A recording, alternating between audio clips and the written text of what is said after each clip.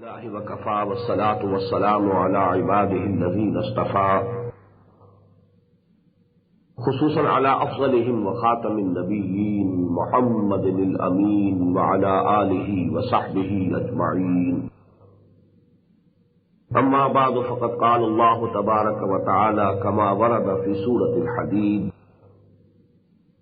अऊज़ु बिल्लाहि मिनश शैतानिर रजीम। बिस्मिल्लाहिर रहमानिर रहीम। वलक़द अर्सलना नूहन व इब्राहीम व जअलना फ़ी ज़ुर्रिय्यतिहिमा अन्नुबुव्वत वल किताब फ़मिन्हुम मुहतदिन व कसीरुम मिन्हुम फ़ासिक़ून। सुम्मा क़फ़्फ़यना अला आसारिहिम बिरुसुलिना व क़फ़्फ़यना बिईसा इब्न मर्यम व आतैनाहुल इंजील व जअलना फ़ी क़ुलूबिल लज़ीना इत्तबऊहु रअफ़तन व रहमह व रहबानिय्यतन इब्तदऊहा मा कतबनाहा अलैहिम इल्ला इब्तिग़ाअ रिज़वानिल्लाह फमा रअऊहा हक़्क़ रिआयतिहा फ़आतैना अल्लज़ीना आमनू मिन्हुम अजरहुम व कसीरुम मिन्हुम फ़ासिक़ून। या अय्युहल्लज़ीना आमनू इत्तक़ुल्लाह व आमिनू बिरसूलिही युअतिकुम किफ़लैनि मिन रहमतिही व यजअल लकुम नूरन तमशून बिही व यग़फ़िर लकुम वल्लाहु गफ़ूरुर रहीम। लिअल्ला यअलम अहलुल किताब अल्ला यक़दिरून अला शैइन मिन फ़ज़लिल्लाहि व अन्नल फ़ज़्ल बियदिल्लाहि युअतीहि मन यशा वल्लाहु ज़ुल फ़ज़्लिल अज़ीम। सदक़ल्लाहुल अज़ीम। रब्बि इश्रह ली सदरी व यस्सिर ली अमरी वहलुल उक़दतम मिन लिसानी यफ़क़हू क़ौली। अल्लाहुम्मा रब्बना अल्हिमना रुश्दना व अइज़ना मिन शुरूरि अनफुसिना। अल्लाहुम्मा अरिनल हक़्क़ हक़्क़न वरज़ुक़ना इत्तिबाअह व अरिनल बातिला बातिलन वरज़ुक़ना इज्तिनाबह। अल्लाहुम्मा नव्विर क़ुलूबना बिल ईमान वश्रह सुदूरना लिल इस्लाम व वफ़्फ़िक़ना लिमा तुहिब्बु व तर्दा। अल्लाहुम्मा तह्हिर क़ुलूबना मिन निफ़ाक़ व अअमालना मिनर रिया व अलसिनतना मिनल कज़िब व अयुनना मिनल ख़ियानह फ़इन्नका तअलमु ख़ाइनतल अयुन व मा तुख़फ़िस सुदूर। आमीन या रब्बल आलमीन। Dear brothers and sisters in Islam, Assalamu alaikum wa rahmatullahi wa barakatuh. By the blessings and grace of Allah subhanahu wa ta'ala, we have in our own humble way completed the study of 3 sections of Surah Al-Hadid. Only the last section, that is the 4th, now remains. And this is the smallest section. But as you have the saying in English language, last but not the least, although it is the last, but it is very important in its own place, in its own right. But before I proceed with the study of this last section of Surah Al-Hadid, I will again like to have a bird's eye view over the whole of this surah, so that the line of argument that is coming, proceeding from the very beginning, that comes to your minds again. The first 6 ayat of this surah al-Mubarakah, as I told you, as far as I have understood, as far as I can say, they are the most profound ayat of the Quran regarding the discussion on the person and attributes of Allah subhanahu wa ta'ala at the highest philosophical level.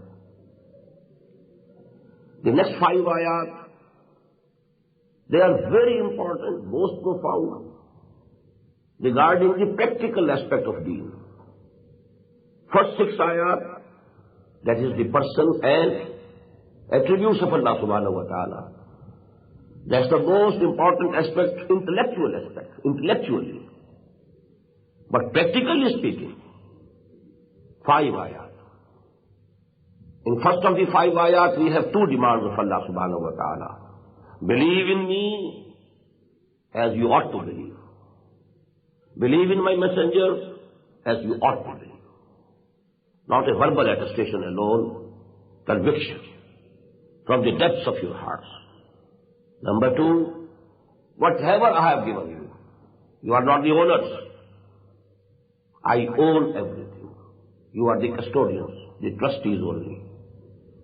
And this is the test for you. You spend it for my pleasure, in my cause. From all the things on which I have given you vicegerency. Two demands. Aminu Ankar. If you fulfill the two demands, I promise salvation.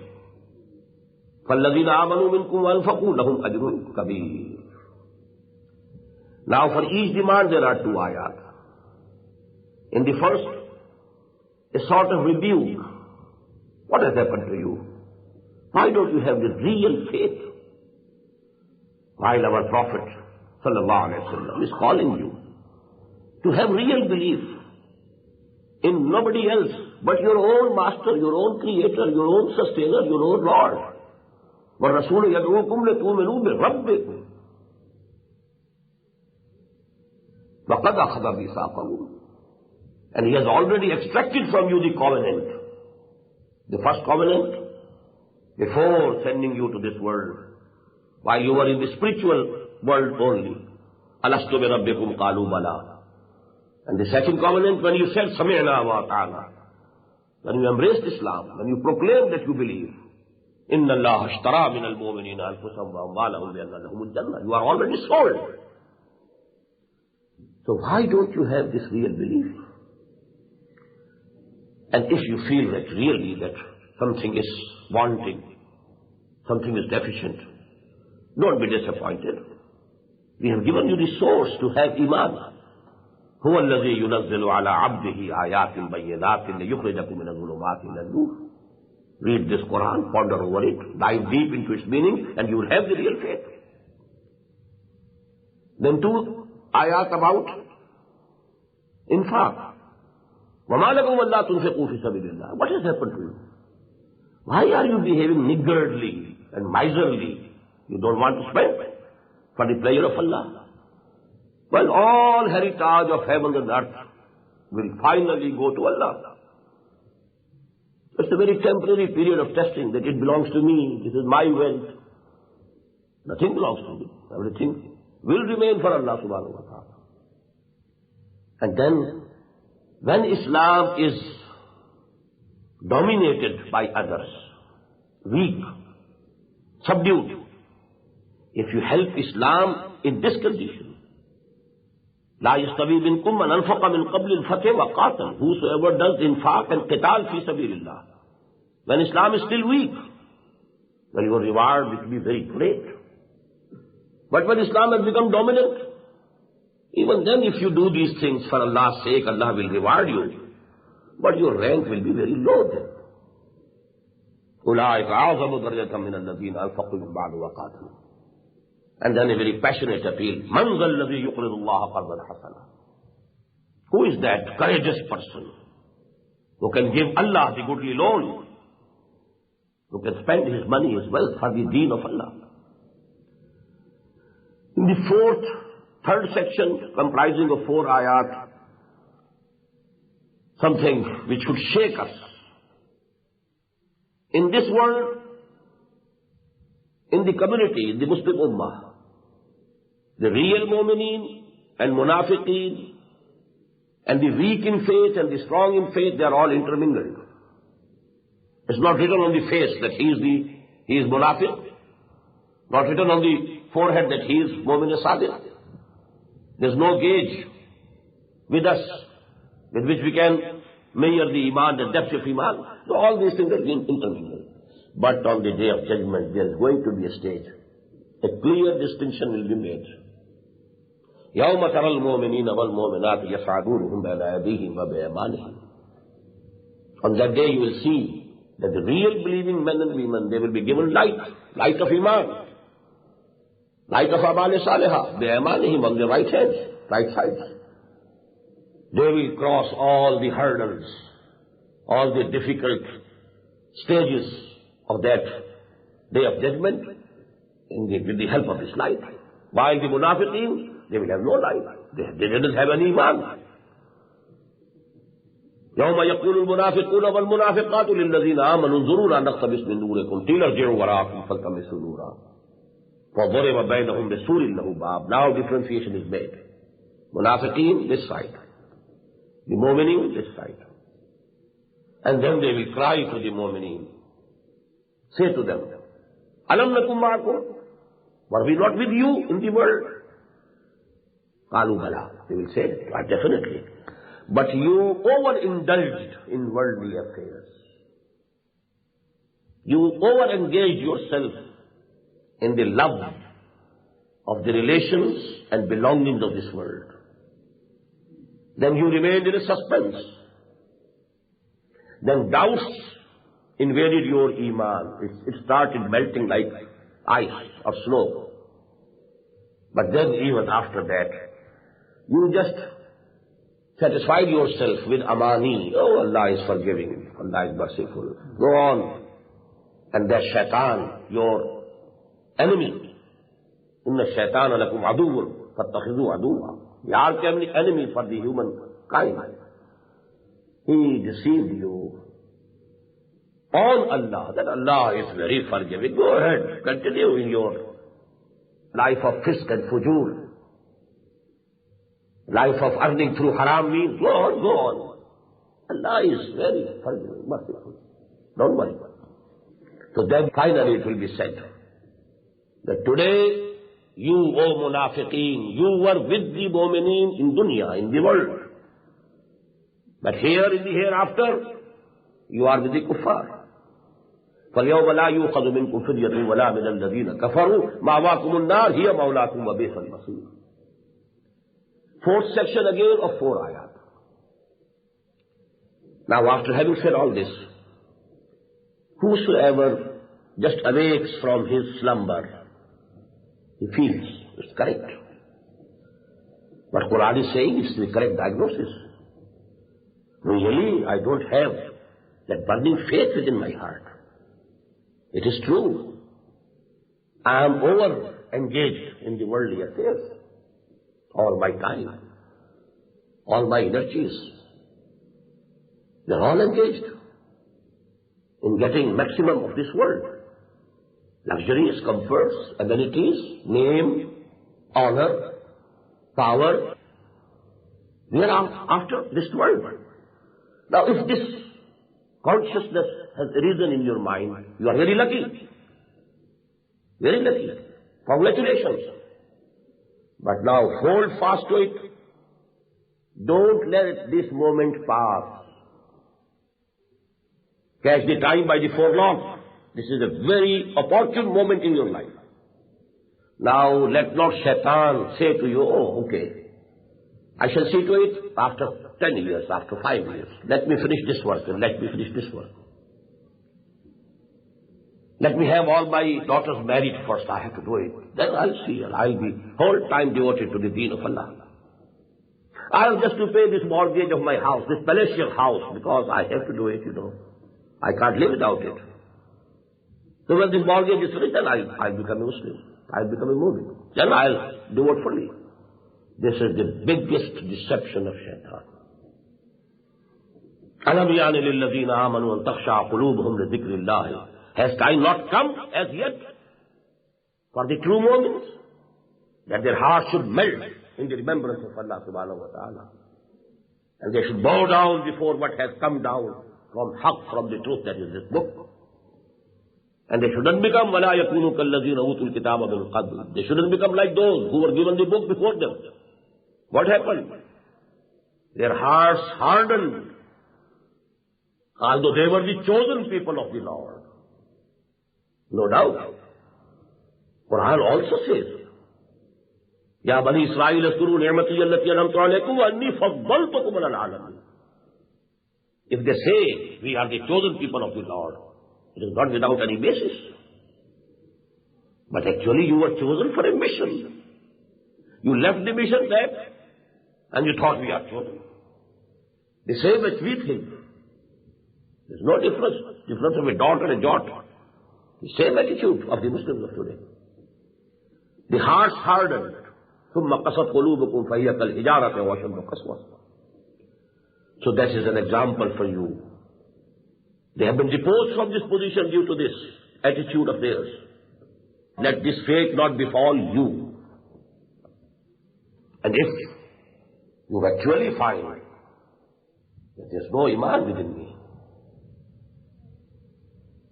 the land of my heart is barren, don't be disappointed. اعلموا أن الله يحيي الأرض بعد موتها. Notice that Allah subhanahu wa ta'ala revives the land after its death. Barren land, rain falls and it again comes to life. So He will give you a new life of iman.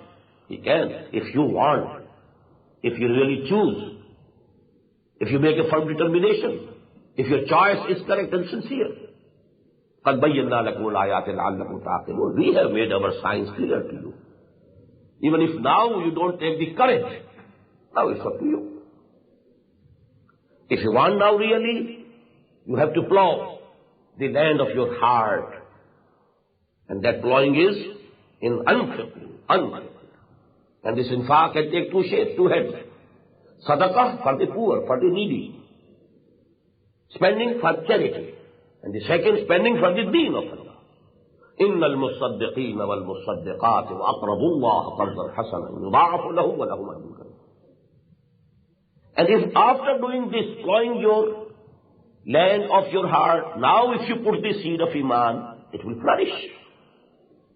The harvest of iman, the tree of iman. مثلا طيبة كشجرة طيبة أصلها ثابت وفرعها في السماء. It would be like that shajara tayyibah in your heart. And then, this break having been released, now you can go ahead and reach the levels of either shuhada or siddiqeen. Open. These ranks are open for you. And you will have this light that will appear on the day of judgment. As for those who reject our ayat, who belie them, well, they are the people of the fire. The fifth section, you are very fond of this worldly life. What is it? اعلموا أنما الحياة الدنيا لعب ولهو وزينة وتفاخر بينكم وتكاثر في الأموال والأولاد. 5 periods, one after the other. In early childhood, life means only play, innocent play. When you come to the teenager stage, now there is some sensual gratification type of element added to it. Lahwun. And zina. You want to adorn, to look good. Your dress should be according to the fashion. Your haircut should be according to the fashion. Then when you pass this stage, then you are not very much careful about these things. Now, tafakhur, boasting over something, either over your race. We are Germans, the superior race. We are such and such people. Boasting over race, boasting over your wealth, anything. Boasting over your health, bodily health. So that is the most prominent thing in that part of life. But when the decline starts, now only one thing, and that is takasurun fil amwali wal awlad, getting more and more of money, amassing more and more of wealth, having more and more of children. That was in the past days, not today. Today only the wealth. And this you can complete this subject with the surah of the last part, Alhaakumut takasur hatta zurtumul maqabir. This period continues till death. This takasur doesn't leave you. It will continue till death. But this life has to end. You can't stop old age coming to you. It has to come. You can't stop the death. It has to come to you. But in the hereafter, which is eternal, there are two things. Either وَفِي الْآخِرَةِ عَذَابٌ شَدِيدٌ وَمَغْفِرَةٌ مِنَ اللَّهِ وَرِضْوَانٌ. Either severe punishment and torment, or forgiveness from Allah subhanahu wa ta'ala and His pleasure. Now choice is yours. Make your choice. That is the freedom that Allah subhanahu wa ta'ala has granted you. وَمَا الْحَيَاةُ الدُّنْيَا إِلَّا مَتَاعُ الْغُرُورِ. If you choose this world, I can't help quoting a line from Iqbal, किया है तूने मताए गुरूर का सौदा, وَمَا الْحَيَاةُ الدُّنْيَا إِلَّا مَتَاعُ الْغُرُورِ. You have yourself chosen a deception, a mirage. It's your choice. You can't blame Allah that you will find nothing in the hereafter. If you have chosen this world, this time,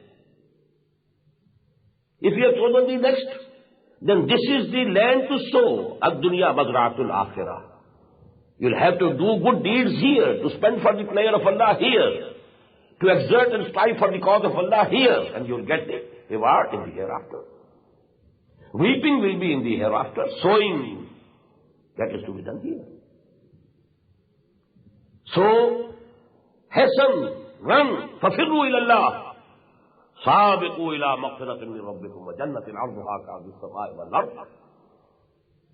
Compete with each other, run towards the maghfirah, to get the forgiveness of Allah subhanahu wa ta'ala. And that Jannah, that paradise, whose vastness is just like the vastness of the heaven and the earth. It has been prepared, decorated. It is awaiting to welcome وَعِدَّتْ لِلَّذِينَ آمَنُوا بِاللَّهِ وَرُسُلِهِ, those who had real belief and faith in Allah and His messengers. As for the inflictions or pain or losses of this world, why do you care? مَا أَصَابَ مِن مُّصِيبَةٍ مِّن فِي الْأَرْضِ وَلَا فِي أَنفُسِكُمْ إِلَّا فِي كِتَابٍ مِّن قَبْلِ أَن نَّبْرَأَهَا. Whatever comes to you, any pain, any loss, that has already been written by Allah subhanahu wa ta'ala in a book before He brings it forth. And it is very easy for Allah. ذَلِكَ عَلَى اللَّهِ يَسِيرٌ. But if you have this knowledge and if you have this faith, the result should be لَا تَعْصَوْا عَلَى مَا فَاتَكُمْ. Don't be grieved or over-grieved on whatever you lose. And don't be over-delighted. وَلَا تَفْرَحُوا بِمَا آتَاكُمْ, what Allah gives you. Both conditions are conditions of testing. Sometimes He gives you something to test, whether you are grateful or not. Sometimes He takes something from you to test whether you show patience or not. You become complaining, start complaining against Allah subhanahu wa ta'ala. الَّذِينَ يَبْخَلُونَ. Such people will always try to keep their wealth with them, because that is the source of delight for them. Their bank balance. And they will advise others also, don't be a fool. You must save for the future. Don't you have so many sons and daughters? You must look to these things. So their advice will not be their spend for the cause of Allah. It will be to the reverse. But if you take to this attitude, please know, inna Allah ghaniyyun hamid. Allah is above all needs. He doesn't need anything. And He is praised, self-praised. He needs no praise even. And then came I think the 6th section, if the number is correct. And that's comprised of one ayah. Why this infaq? What for? Why this qital? 2 words have come. لا يستوي منكم من أنفق من قبل الفتح وقاتل. But infaq for what purpose? Qital for what purpose? That purpose is given here. لَقَدْ أَرْسَلْنَا رُسُلَنَا بِالْبَيِّنَاتِ. We sent our messengers with clear signs and proofs. وَأَنزَلْنَا مَعَهُمُ الْكِتَابَ وَالْمِيزَانَ. We sent down with them the book, the law, and the balance. The balance of rights and obligations. These are the rights of women, of wife, and these are the obligations. These are the rights of the husband, and these are the duties or obligations he has to perform and fulfill. These are the rights of the parents. These are the rights of the sons and daughters. These are the rights of the brothers. These are the rights and duties of the neighbors. There is a complete balance with responsibilities, go the privileges. If the responsibilities are more, privileges have to be more. If the responsibilities are less, then less privileges will be due. So this balance, Allah subhanahu wa ta'ala, because He is the only just, who can do justice to everybody. Man can never do justice to women. Women can never do justice to men. They can't appreciate each other's sentiment. How a woman thinks and feels. Can a man have the appreciation of that? Impossible. How a man feels, a woman can never have the appreciation. How a woman feels, a man can never have the appreciation. So if he will decide in his own favor. If she will decide in her own favor. If the rulers are left alone, they will have their rights, accumulation of rights and power. If the laborers are given the authority, they will look to their own interests, not to the interests of the factory owner. Only one person, because we believe in personal God. Innani ana Allahu la ilaha illa ana fa'budni. He is the infinite ego. The only person who can do justice to everyone is Allah. Al-Khalqu Ayalullah. All this creation, all these creatures are like family to Allah subhanahu wa ta'ala. He loves all. He cares for all. Huwa Rabbul Alameen. So the just social order that Allah gives. I have said all these things. Why? لِيَقُومَ النَّاسُ بِالْقِسْطِ. So that the people should abide by this justice, balance, fair play. That is the purpose of sending the messengers. That is the purpose of sending down the books. That is the purpose of sending the balance, the system. And now, because who are exploiting others, who are ruling others, who are depriving others, they will never like justice to be established. It means a threat to their interests, vested interests. The feudal landlord will try to continue this feudal system because he is having luxuries at the cost of the tiller, the laborer working in the field. He is enjoying. He lives in air-conditioned houses. But in the blood and sweat of the laborer, of the tiller of the land, that is actually producing wheat. But they are in luxuries, in their bungalows, air-conditioned bungalows. And the tiller sowed and then reaped in burning heat. So will the feudals ever allow you to change the system? Will the capitalists ever allow you to change the system? Will the monarchs ever allow you to put an end to the monarchy? Just simple. There has to be some strife. And Allah says, we have sent down iron also, with which you can make swords and spears and shields and so on. Although some other things, utensils of use can also be made out of this iron. But it is primarily we sent it down. وَأَنزَلْنَا الْحَدِيدَ فِيهِ بَأْسٌ شَدِيدٌ. The strength of arms we have put in this iron. وَلَيَعْلَمَ اللَّهُ مَنْ يَنْصُرُهُ وَرَسُولَهُ بِالْغَيْبِ. And it is so that Allah subhanahu wa ta'ala wants to see who are His faithful servants and bondsmen, really believing in Him and His messengers, who are ready to take this power of steel and iron in their hands and to fight against those who want to obstruct the way of Allah subhanahu wa ta'ala, to obstruct the establishment of the just social order given by Allah subhanahu wa ta'ala. And in the way they should help Allah and His messenger. وَلَيَعْلَمَ اللَّهُ مَنْ يَنْصُرُهُ وَرُسُلَهُ بِالْغَيْبِ. The last words of this ayah remain unexplained.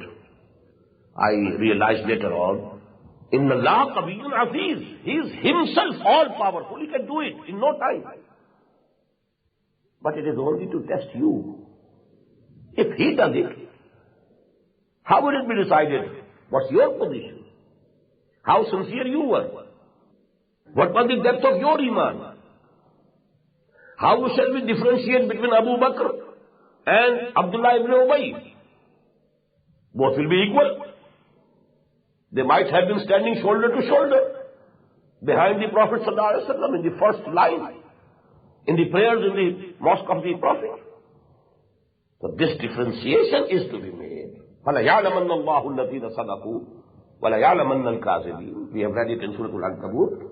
وَلَيَعْلَمَنَّ اللَّهُ الَّذِينَ آمَنُوا وَلَيَعْلَمَنَّ الْمُنَافِقِينَ. We have to do it. Otherwise we are ourselves powerful enough. We can do it in no time. إنما أمره إذا أراد شيئا فإنما يقول له كن فيكون. We have to only say be, that it will become. إن الله قوي عزيز. He is قوي, he is aziz. His authority is unlimited, absolute. He is powerful to do anything he likes. فعال لما يريد. But it is all for the purpose of testing you, measuring your depth of conviction and devotion. And that measurement will be by the amount that you have of your time, your energies, your wealth, your belongings, your sons, your daughters. If you have if you have dedicated all of them for the deen of Allah, then it shows you really meant business. If you say that I loved Allah, you are correct. Your behavior is a witness to it. Now we are coming to the fourth section of this surah. In a way it may be called an anticlimax. What do you mean by that? Not exactly literary sense. One extreme is that this world becomes the goal of a person. His priorities are, number one, this world, its luxuries, its wealth, its property, its honor, its name, its power. People work very hard. Just remember how hard Zulfikar Ali Bhutto worked to ascend to that seat of government in Pakistan. Very hard. Although he was born not only with a silver spoon, but a golden spoon in his mouth. But the hard work, I have a witness to it. I have been seeing all these things. Making 6 speeches a day, when his voice was absolutely hoarse. He had to exert to the utmost for his voice to come out. He gathered 300,000 people in remote corners of Punjab. He could do it. But what for? Power. Reins of power should be in the hand. That's the only cause. That was the only purpose. So actually, one is that in this dunya, this world, this life, and don't think only money, power, name. People should know me. Name and fame. Projection of personality. All things relating to this world and this life. If that is the end, that is the goal, that is the real object, it's one extreme. But there has been another extreme also. And that is what we call Rahbaniyah. Living this world is absolutely sinful. Not marrying. How can I remember Allah when I am with my wife and my children? We are not going to this. In the monasteries, in the caves, tops of the mountains, worshipping and worshipping and worshipping and worshipping, doing hard spiritual exercises, whole life, abstaining from everything of this world, going hungry, days and weeks together. These things have been done. The history of Christian monasticism is a witness to it.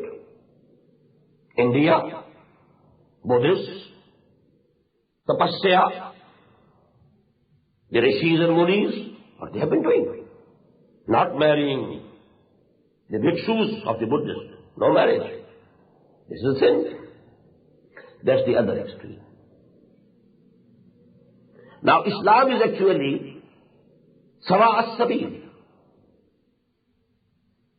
A middle road. Qasdus sabil. Qasd, iqtisad. The middle way. Sirat-e-mustaqim, the straight path. You call equator. Khat-e-istawa, bhai. It is right in the middle of the globe, dividing it into two parts, two hemispheres. So actually, this is Khat-e-istawa. Sawa means barabar, equal. So actually, sawa sabil, that we want to follow, which Allah subhanahu wa ta'ala wants us to follow, that is the middle path. And just note, we have been given the title, the middle ummah. كَذَلِكَ جَعَلْنَاكُمْ أُمَّةً وَسَطًا لِتَكُونُوا شُهَدَاءَ عَلَى النَّاسِ وَيَكُونَ الرَّسُولُ عَلَيْكُمْ شَهِيدًا. Between the extremes. Neither ifrat nor tafreet. Nor going to that extent that you became slave of this world, slave of your carnal desires, slave of wealth, slave of fame and name. You become bondsman to this. Just as the Prophet said, Ta'is ad-dunya, Ta'is abdul dinar wa abdul dirham. Abd of dinar, the worshipper of dinar. Who is he? Who has to have dinar anyhow, whether by hook or crook. I have to gather dollars. I don't care through permissible means or haram means. I don't care. Dollars must be accumulated. You are Abdul Dollar. You may call yourself Abdul Rahman, but you are Abdul Dollar. You are the slave of dollar. Abdul Dinar and Abdul Dirham. So one extreme is this. The other is, no. Leave it. No marriage, no family, nothing of this sort. I am not going to give this body any pleasure. No. All pleasure, cut. This is the other extreme. Our deen says, وَإِنَّ لِنَفْسِكَ عَلَيْكَ حَقًّا وَإِنَّ لِزَوْجِكَ عَلَيْكَ حَقًّا. Your own body has also right over you. You have to care for it. Keep it clean. Give it the necessary rest also.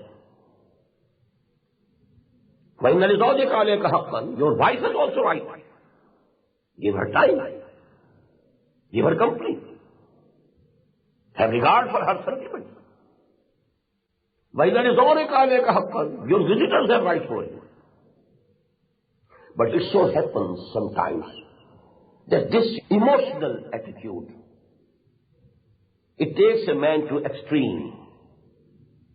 And in the history of the prophets, this case was the most prominent among the followers of Hazrat Masih alayhi salatu wasalam. So now in this section, actually, the mention is to be made of Hazrat Masih alayhi salatu wasalam and his followers, and then the negation of Rahbaniyah that they invented. That is the main subject. Why? Because don't go to this extreme. You have to remain in the middle of the road. You have to pursue sawa sabil, sirat-e-mustaqim, qasdus sabil, not extreme. And secondly, remain in this world and then be pure. To be away from this world and remaining pure, it's no bravery. It's just running away. Face it. Remain here. दरमियाने कारे तरिया तख्ता बंदम कर दई बाज भी गोई के दामन तरमकुल होशियार बाज. Oh Allah, you have thrown me in an ocean of sin, and I am only a log of wood to cling to it, and I am in the ocean. And then you tell me I should let my clothes being wet. दरमियाने कार दरिया तख्ता बंदम कर दरिया बाजमी गोई के दामन तरमकुन होशियार पास remain here and then remain pure. If you abstain, you leave this world, it's nothing. So please note two words: self-control and self-annihilation. These are two absolutely different things. Self-annihilation is killing yourself. Self-control is keep it, but control it. Your ego should be powerful enough to control your baser self, the ego or libido. And then this ego should go before Allah subhanahu wa ta'ala, having full control of your personality. One piece, not a split personality. Part of you going before Allah, part of you rejecting the commandments of Allah. No. As a wholesome personality, as one piece, you go before Allah. And that can only be when your ego is in full control of your whole personality. So that is self-control which is needed, which is required. But self-annihilation, this is rahbaniyah, this is haram. This is not allowed in our deen. I will give you some ahadith also in this respect, but let us now first translate. But please note one point more. Although this is the main subject that is being discussed here, it's a sort of an appendix to this surah, because the climax of the surah was لَقَدْ أَرْسَلْنَا رُسُلَنَا بِالْبَيِّنَاتِ وَأَنزَلْنَا مَعَهُمُ الْكِتَابَ وَالْمِيزَانَ لِيَقُومَ النَّاسُ بِالْقِسْطِ وَأَنزَلْنَا الْحَدِيدَ فِيهِ بَأْسٌ شَدِيدٌ وَمَنَافِعُ لِلنَّاسِ وَلِيَعْلَمَ اللَّهُ مَن يَنصُرُهُ وَرُسُلَهُ بِالْغَيْبِ. And I told you last night that the whole Surah As-Saff is actually the exposition of this one ayah. هُوَ الَّذِي أَرْسَلَ رَسُولَهُ بِالْهُدَى وَدِينِ الْحَقِّ لِيُظْهِرَهُ عَلَى الدِّينِ كُلِّهِ وَلَوْ كَرِهَ الْمُشْرِكُونَ يَا أَيُّهَا الَّذِينَ آمَنُوا هَلْ أَدُلُّكُمْ عَلَى تِجَارَةٍ تُنْجِيكُم مِّنْ عَذَابٍ أَلِيمٍ تُؤْمِنُونَ بِاللَّهِ وَرَسُولِهِ وَتُجَاهِدُونَ فِي سَبِيلِ اللَّهِ بِأَمْوَالِكُمْ وَأَنفُسِكُمْ. And also, إِنَّ اللَّهَ يُحِبُّ الَّذِينَ يُقَاتِلُونَ فِي سَبِيلِهِ صَفًّا كَأَنَّهُمْ بُنْيَانٌ مَرْصُوصٌ. And ending with the call, the clarion call, يا أيها الذين آمنوا كونوا أنصار الله كما قال عيسى ابن مريم للحواريين من أنصاري إلى الله قال الحواريون نحن أنصار الله. All this Surah As-Saff is the sort of exposition of this ayah. Now it's an appendix that never go to the other extreme also. And there's an example of Jesus and his followers. Not Jesus, followers of Jesus. They took to this, the extreme other side of the other extreme. So don't follow it. And I told you, in these surahs, the address is not to the people of the book. The address is not towards the idol worshippers of the Arabian Peninsula, to the Muslim Ummah. But they have been mentioned as an example for getting lessons from the past. But actually, it is for us to have the lessons, to learn the lessons. But I was going to give you a point which is very important. In Quran we find, the main subject is being discussed, and alongside that main subject, there are some side issues which are very important academically. But there are side issues there. And you will find the best examples in these four ayat. Two very important examples. Although it's a side issue, but it's very important from the academic point of view. Now please read. وَلَقَدْ أَرْسَلْنَا نُوحًا. Just see, mention was to be made of Hazrat Masih, but it's the preface. وَلَقَدْ أَرْسَلْنَا نُوحًا وَإِبْرَاهِيمَ. And verily we sent Nuh alayhi salatu wassalam, as well as Ibrahim alayhi salatu wassalam. They were also our messengers, just as Muhammad is our messenger, sallallahu alayhi wa sallam. وَلَقَدْ أَرْسَلْنَا نُوحًا وَإِبْرَاهِيمَ وَجَعَلْنَا فِي ذُرِّيَّتِهِمَا النُّبُوَّةَ وَالْكِتَابَ. And we appointed the book and the prophethood in the progeny of these two. What does it mean? After Nuh, there could be no prophet except in the progeny of Nuh alayhi salatu wasalam.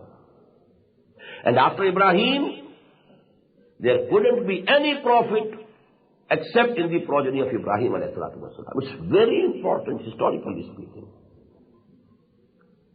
What does it mean? Ibrahim alayhi salatu wasalam was, in the period, time of Ibrahim was round about 4,000 to 4,500 years from this time. After that time, no prophet has come in any part of the world who is not belonging to the progeny of Ibrahim. One line was Ishaq, Yaqub, then Bani Israel, a long list of the whom you call the prophets of the Old Testament, ending with Jesus alayhi salatu wasalam, Masih. The other was Madian or Midian, third wife of Hazrat Ibrahim, Qatura. From her there was another line, and Shuaib alayhi salam was sent in that line. The third, and actually the foremost, because the eldest son was Ismail. He was the prophet, but after him, no prophet in that line. But last, but not the least, but the greatest prophet, that is Muhammad sallallahu alayhi wa sallam, came in that line. So this is absolutely sure. If there is any possibility of any prophet in any other part of the world, then he must be from the progeny of Ibrahim. Maybe some branch of the progeny of Ibrahim might have migrated to that area. Otherwise impossible. Why I am telling you these things?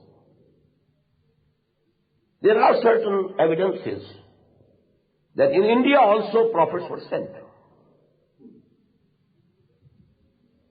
A very big scholar of India, Maulana Manazir Hasan Gilani, is absolutely sure that Gautam Buddha, Gautama Siddhartha Buddha of Kapilvastu, the prince of Kapilvastu, he was a prophet of Allah. And his name is Dhul Kifl in Quran. In Arabic there is no pay or P. Pay or P changes to Fa. So that is Kafl. Dhul Kafl, that person who belonging to Kapilvastu. Because this name has appeared in the Quran twice. But there is no detail who he was, to which line of the progeny of Ibrahim he belonged, where he came, what was the history, what happened to his people. No, nothing. In the whole of Quran, in the whole of Hadith. So Maulana Manazir Hasan Gilani said this. And let me tell you, Shaykh Mujaddid Al-Fasani rahimahullah, Ahmad Sarhandi, he says that in his Mukashafat, Kashf, revelation, sort of revelation, but it's not the revelation of Wahi of Nabi, the revelation, Kashf. He saw that this area, East Punjab, where he also lived, and he also was buried in Sarhand in East Punjab, and that is in Punjab now, Indian Punjab. Many prophets are buried in that area.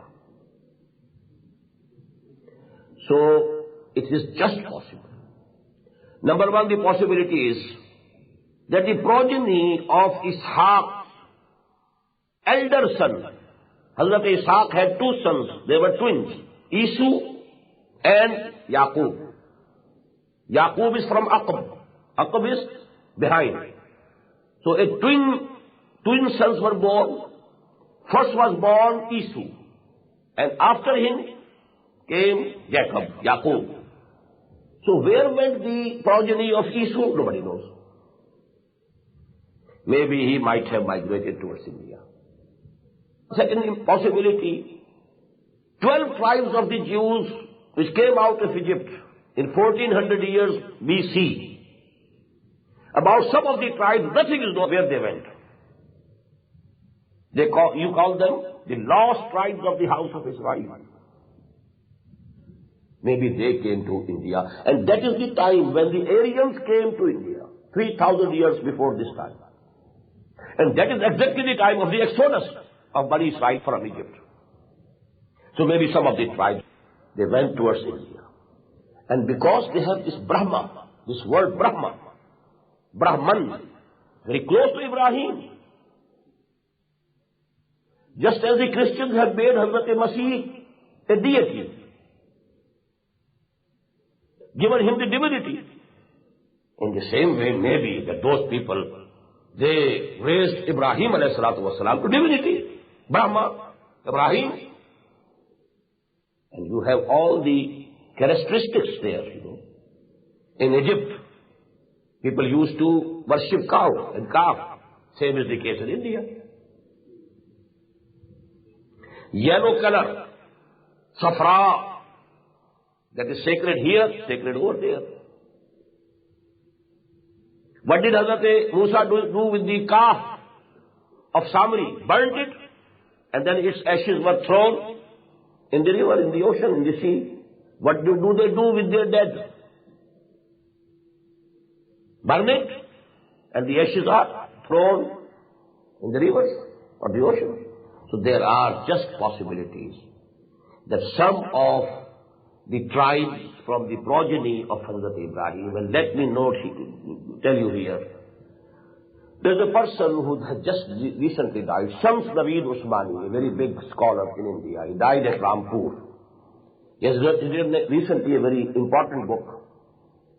Ab bhi na jage to. The title is very strange, but the book is very important. He has proved, and actually not he, but a French scholar who remained in India for 40 years, and then he wrote a book, The Hindu Manners and Customs and Ceremonies. The author is A.J.A. Dubois, A.J.A. D-U-B-O-I-S, a French scholar. He wrote the book, and he came to the conclusions that Manu of India is Mahanubu Hazrat Nuh alayhi salatu wasalam. They believe in Nuh, and in their scriptures there are the glad tidings about the advent of Muhammad sallallahu alayhi wa sallam. Just as they were in Injil and in Torah, they are present up till date. But the name is Ahmad, that has changed into Amit. Amitabh. Amitabh is the light of Ahmad. Noor of Muhammad sallallahu alayhi wa sallam. This is the word that they use, Amitabh. Ahmad, and Ab is the shine. So this book is a must for everybody who belongs to the Indian subcontinent. So as to know, one opinion of a scholar about the background, but one thing we know for certain, Allah subhanahu wa ta'ala has been sending prophets to all the nations. وَإِن مِّن قَرْيَةٍ إِلَّا خَلَا فِيهَا نَذِيرٌ. There has been no town in which we have not sent any warner. وَلِكُلِّ قَوْمٍ هَادٍ. To every nation we have sent people for guidance. So it's just possible, but it's very important. وَلَقَدْ أَرْسَلْنَا نُوحًا وَإِبْرَاهِيمَ وَجَعَلْنَا فِي ذُرِّيَّتِهِمَا النُّبُوَّةَ وَالْكِتَابَ فَمِنْهُمْ مُهْتَدٍ وَكَثِيرٌ مِّنْهُمْ فَاسِقُونَ. Some of those, the progeny of Ibrahim, they are on the right path. They are the rightly guided people. But majority of them are the transgressors. Now they have shown their backs to the covenants that they made with Allah subhanahu wa ta'ala. ثُمَّ قَفَّيْنَا عَلَىٰ آثَارِهِمْ بِرُسُلِنَا. Then we made our messengers follow them. After Ibrahim, Ishaq, Yaqub, Joseph, so on, Moses, so on. ثُمَّ قَفَّيْنَا عَلَىٰ آثَارِهِمْ. In their footsteps, we made a chain of messengers we sent. وَقَفَّيْنَا بِعِيسَى ابْنِ مَرْيَمَ. And in the end, we sent. We made Isa, son of Mary, follow these. It was a chain, as I told you. I've told you time and again that the chain of the prophets in the former Muslim Ummah never broke for 1400 years. And the hadith is there in the Sahih of Imam Bukhari, rahimahullah. كانت بنو إسرائيل تسوسهم الأنبياء The community affairs of Bani Israel were in the hands of the Prophet. Kullama halaka nabiyyun khalafahu nabiyyun. Whenever a Nabi died, a Prophet died, another Prophet took his place. Dawood was Nabi, Dawood was king, Dawood was caliph. Ya Dawood inna ja'alnaka khalifatan fil ard. Alayhi salatu wassalam. His son, Sulaiman, alayhi salatu wassalam, was the Nabi, the caliph, the king. So, kullama halaka nabiyyun khalafahu. But then we sent Isa, son of Maryam, وَآتَيْنَاهُ الْإِنْجِيلِ, and we gave him Injil. Injil actually means, in Hebrew language, good tidings. Bashara. They call it now gospel. Injil is Bashara. Because actually, as we have seen in Surah As-Saf, the main purpose of the advent of Hazrat Masih was to give the bashara and glad tidings of the advent of Muhammad sallallahu alaihi wasallam. And if you want to see it for sure, you just read the gospel according to Saint Barnabas. Evangelium Barnabe. Go and read it and you'll find on every page